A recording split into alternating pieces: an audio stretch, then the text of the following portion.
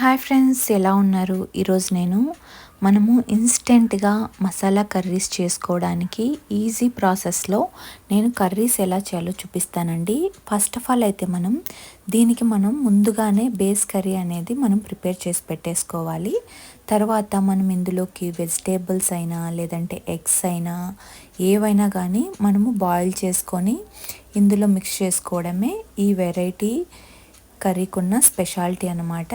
So first of all అయితే నేను base curry already చేసి ఫ్రిడ్జ్లో పెట్టుకున్నాను అనమాట. తర్వాత కడాయిలో ఒక గరిటెంత ఆయిల్ వేసుకొని దీన్ని ఇలా బాగా ఫస్ట్ ఒక 5 నిమిషాలు ఇలా మిక్స్ చేసిన తర్వాత తగినన్ని వాటర్ వేసుకొని ఒక 10 మినిట్స్ అలా ఉడికించుకోవాలి. ఇది బాగా ఉడికిన తర్వాత నేనైతే ప్రస్తుతానికి వెజిటేబుల్స్ ఏం లేవు కాబట్టి ఎగ్స్ని బాయిల్ చేసి నూనెలో ఫ్రై చేసేసి బాయిల్డ్ ఎగ్స్ని ఇందులో వేస్తున్నాను.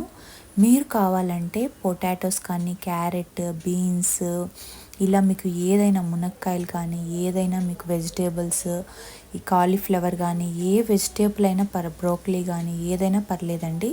దాన్ని జస్ట్ మీరు బాయిల్ చేసుకొని జస్ట్ కొద్దిగా ఆయిల్ వేసేసి ఈ బేస్ కర్రీ వేసేసి ఆ బాయిల్ చేసిన వెజిటేబుల్స్ని ఇందులో మిక్స్ చేసేయడమే ఈ బేస్ కర్రీ అనేది. సో మనము ఇన్స్టెంట్గా ఎప్పుడు కావాలంటే అప్పుడు చేసుకోవచ్చు. ఇది ఒక్కసారి మీరు ఫ్రిడ్జ్లో ప్రిపేర్ చేసి పెట్టేసుకొని తర్వాత మీరు రెగ్యులర్గా యూజ్ చేసుకోవచ్చు అండి ఈ మసాలా కర్రీ. సో నేనైతే దీంట్లోకి ఎగ్స్ వేస్తున్నాను, ఇంతే అండి. ఒక 5 నిమిషాలు ఇది ఉడికితే మనకి దీనికి ఎగ్ మసాలా అనేది రెడీ అయిపోతుంది అనమాట. సో ఇలా మీరు బేస్ కర్రీతో వెరైటీ ఆఫ్ కర్రీస్ చేసుకోవచ్చు.